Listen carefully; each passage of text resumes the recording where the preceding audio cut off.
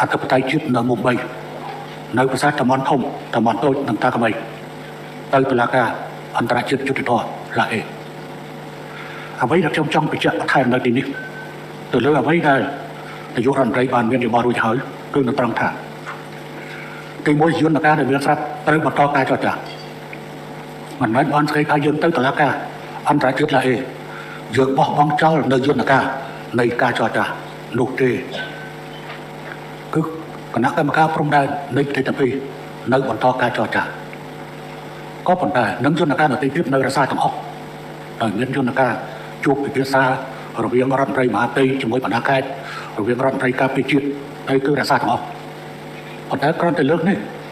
យើងដាក់ទៅក្នុងរបៀបវិរៈបបួលភាគីថៃទៅយកបញ្ហាទាំងប្រមាណនេះ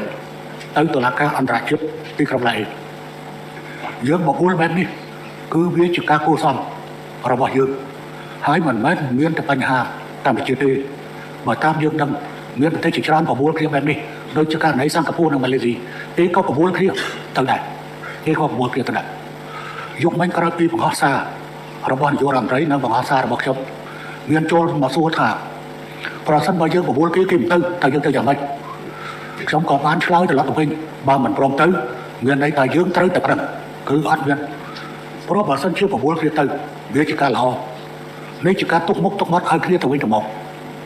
ម្យ៉ាងទៀតខ្ញុំក៏ចង់និយាយរឿងនេះជូនចំពោះពលរដ្ឋកម្ពុជាក៏ដូចជាពលរដ្ឋថៃឲ្យបានជ្រាបថាបើយើងមិនពឹងផ្អែកភាគីទី3គឺតុលាការអន្តរជាតិឡាអេដោះស្រាយទេចំនួនបែបនេះគឺនឹងបន្តរាប់សិបរាប់រយឆ្នាំទៀតដោះអត់ចប់ទេមូលហេតុអ្វីទៅបានជាដោះអត់ចប់មូលហេតុត្រង់ថារដ្ឋាភិបាលប្រទេសនីមួយៗមិនអាចដកថយចេញពី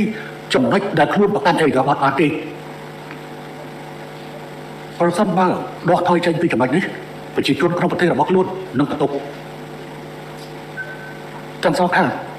បើសិនជាថាដកថយចេញពីចំណុចនេះតាមរយៈយន្តការទ្វេភាគីដោយមិនមែនជាតុលាការគឺច្បាស់ជាប្រជាជនស្រីបន្ទុកមិនថាយើងមិនថាថៃទេអញ្ចឹងជាល្អបំផុតគឺដើម្បីឲ្យប្រជាជនអស់ចិត្តនឹងរដ្ឋាភិបាលក៏សុខស្រួលយើងយកបញ្ហានេះទៅឲ្យតុលាការកាត់ក្តីតែម្ដងហើយកម្ពុជាសន្យាគោរពទៅនឹងការសម្រេចចិត្តរបស់តុលាការព្រោះយើងបញ្ហានេះក៏ធ្លាប់បានធ្វើប្រការណាព្រះបិតាជាតិព្រះបរមរតនកោដ្ឋក៏ធ្លាប់បានធ្វើនៅឆ្នាំ1962ទៅលើប្រាសាទព្រះវិហារហើយក៏យើងបានប្រឹងដើម្បីបកស្រាយនៅឆ្នាំ2011ផងដែរយើងទទួលការគោរពទទួលយកការសម្រេចការបកស្រាយនោះដោយស្ម័គ្រចិត្តដោយពេញចិត្តអញ្ចឹងការបបួលទៅកាន់តុលាការគឺវាជាការទុកមុខទុកមាត់ឲ្យគ្នានៅក្នុងការប្រជុំនៅពេលខាងមុខភាគីកម្ពុជានឹងដាក់ចេញស្នើសុំបបួលភាគីថៃដើម្បីទៅកាន់តុលាការអន្តរជាតិយើងរងចាំមើលប្រសិនបើមានការគិតវេះណាមួយដោយក្រុមណាមួយគឺច្បាស់ជាមានអាចកំបាំងនៅពីក្រោយខ្នងហើយហេតុអ្វីបានជាមិនចង់ដោះស្រាយតាមផ្លូវចរចាតាមផ្លូវតុលាការព្រោះចរចាវា25ឆ្នាំហើយខ្ញុំប្រើពេល23ឆ្នាំកន្លះតាំងពី MOU ឆ្នាំ2000រហូតមកដល់2023ខែ8ឆ្នាំ2023បានស្ដីថាខ្ញុំប្រើពេលជាង23ឆ្នាំបន្តមករដ្ឋាភិបាលថ្មីជិត2ឆ្នាំហើយយើងដោះស្រាយបានទេសូម្បីតែប្រជុំគណៈកម្មការចម្រុះព្រំដែនក៏ប្រជុំមិនបានផងតើមានមូលហេតុអ្វីនៅពីក្រោយហើយហ៊ានអះអាងពេញ